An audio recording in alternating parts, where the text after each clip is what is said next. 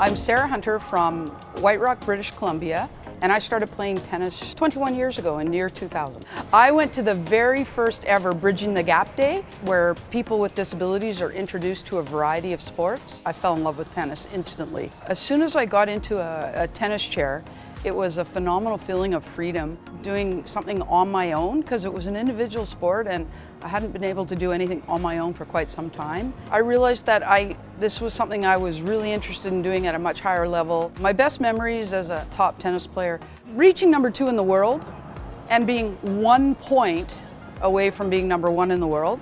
It took a lot of commitment, a lot of time, a lot of energy, a lot of money, and I was playing against men for the most part. So I think that it would be reaching number 2 in the world. I was really forced out due to injury, and I found that very difficult, but I also acknowledge there's life after tennis. It was a very difficult thing to do because, playing on a professional tour is a lifestyle. I still have moments where I wish I was competing. And then I started doing my coaching courses. And once I started doing my coaching courses, I felt like my foot was back in the door of tennis. It was exciting to be able to see people in the position that I was 20 years ago. I'm currently the provincial coach for BC Wheelchair Sports.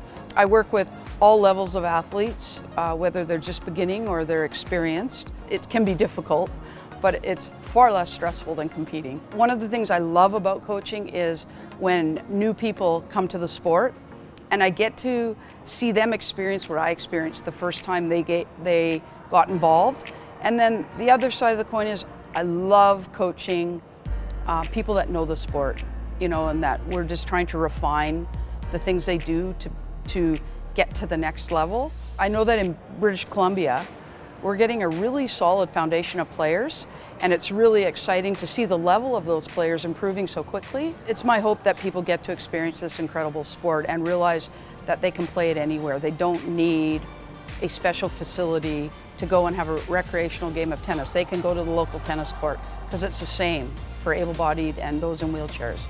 If someone's hesitant about trying wheelchair tennis or picking up the sport, give it a chance and be patient. It takes a little bit of time to develop the skill to competently hit the ball, and that's okay because once you develop it, it's such a great feeling of satisfaction.